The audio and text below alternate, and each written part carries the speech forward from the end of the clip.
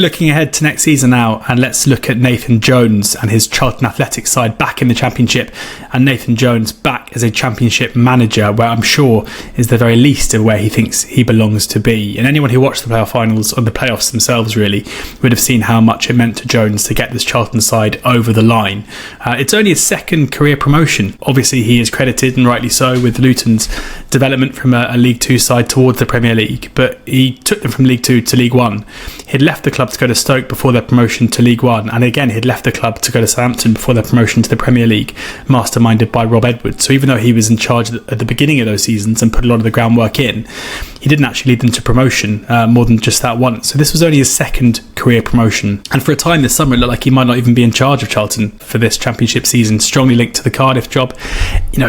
Obviously a big Cardiff fan. I'm pretty sure at one stage in his career Nathan Jones will manage Cardiff City, but this would have felt like a pretty strange time for it, given Cardiff's relegation and Charlton's promotion. So they go into next season as one of the favourites for relegation, as teams who get promoted out of League One often do. But we did see last season that Oxford United, playoff winners themselves, managed to secure safety, as did the two automatically promoted teams too in Derby and Portsmouth. So some cause for optimism there. And also when you look at the Championship next season, you have Sheffield Wednesday, who are under an embargo, and hopefully their sale will go through soon from a neutral's perspective. But given the absolute mess that club has been in all summer, with no seeming pre-season campaign whatsoever, Danny Röhl only recently coming back to the club after looking like he was walking out. Hull also under embargo too, currently waiting for news on a points deduction from Leicester. There are a lot of teams in the Championship that aren't particularly upwardly mobile, but Charlton are absolutely that. Now, one thing that it's worth pointing out is Charlton's transfer business so far under Nathan Jones. We already saw last season with Luke Berry and Alan Campbell and Danny Hilton. He was very keen to bring some of his old Luton players to the club, and he's doing it again. In the Championship, Amari'i Bell has come in directly from Luton. Thomas Kaminski, the goalkeeper, has come in from Luton. Reece Burke, the centre-back's come in from Luton too. So he's going tried and tested. But there are other bits of business that I think really impress. Joe Rankin-Costello, the right-back, an attacking player, someone who's been a solid Championship performer for Blackburn Rovers over the last few seasons, should be a good addition.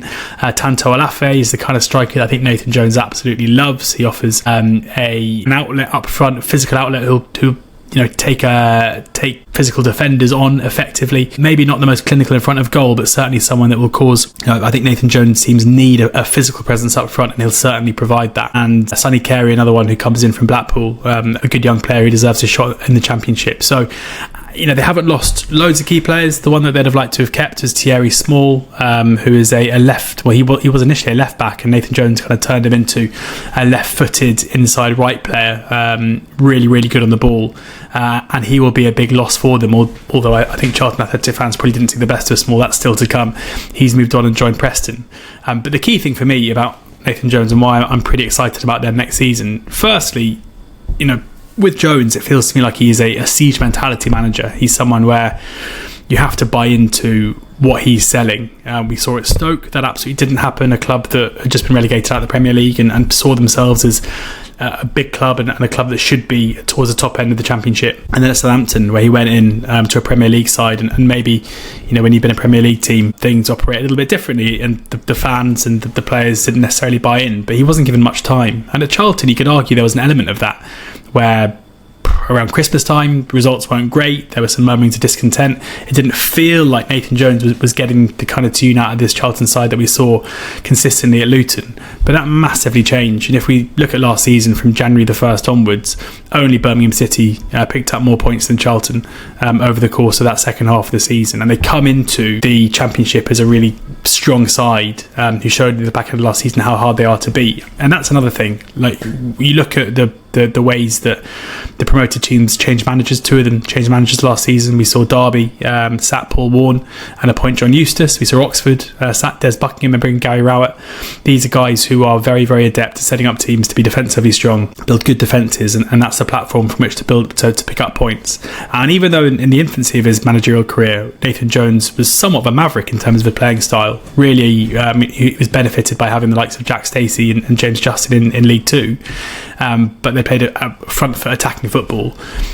now it's all about clean sheets for Nathan, and that kind of pragmatic management style and understanding that going into games and showing you don't concede first is probably the best way to bridge the gap between League One and the Championship. So even though there's a big gap in quality between the two sides, and it's not necessarily the business that Charlton have done in the summer that would suggest that they're going to make it up easily, I personally think Nathan Jones is the strongest and most important reason why Charlton can probably expect to give a really good account of themselves in the Championship. He is obviously desperate to prove people wrong. I think his position of being something of a joke figure within some quarters of football is completely undeserved. It annoys me that a few bad months at Southampton and Stoke, because for some people, means they forget the incredible work that he did at Luton. And at Charlton, he's again showing what an impactful and effective manager he is.